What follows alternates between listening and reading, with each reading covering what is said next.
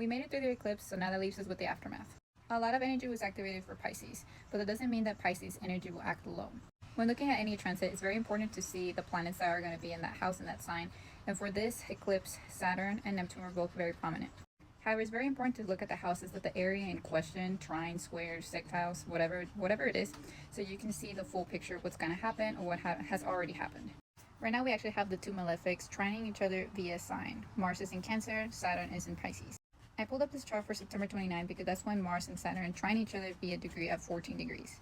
Also, by this time, Venus will already be in Scorpio, so you're going to have a major trine between all those planets in the water signs. I bring all that up because it's important to see what's going to happen with Saturn as it trines Mars.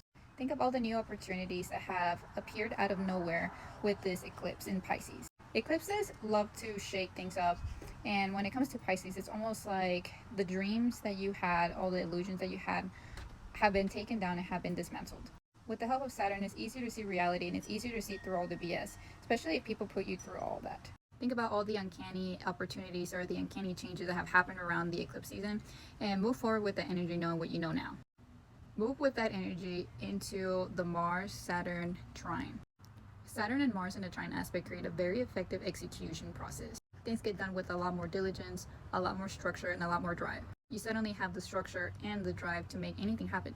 They work very harmoniously during a trine, so anything that you put your energy into is actually going to yield very effective and long-lasting results. The takeaway from this is whatever got dismantled and shaken up during the eclipse needs to be rebuilt with more precise execution and clarity during this trine between the malefics. Not to mention Venus is going to step in after, and it's going to bring a more harmonious, joyful, and just a more easier time to create whatever you're trying to create. Let me know what Pisces lands in your chart as well as your other water sign houses so we can see the general idea of where that's going to affect you in life. For example, for me, the eclipse happened in my 11th house of community groups and alliances, so I'm already seeing an increase of opportunities to reach out to new clients, new groups that are doing what I do, astrology related stuff, and it's just bringing more opportunities day by day since the eclipse.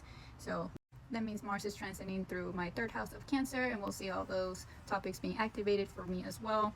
And when Venus goes through Scorpio, then my 7th house is going to be tied in. And that's kind of how you're going to read your chart being activated by all those water houses. But for now, just keep an eye out, see what pops up, see what crumbles down. It's kind of how eclipse season goes for a little bit. It's a time to just breathe, relax, and observe.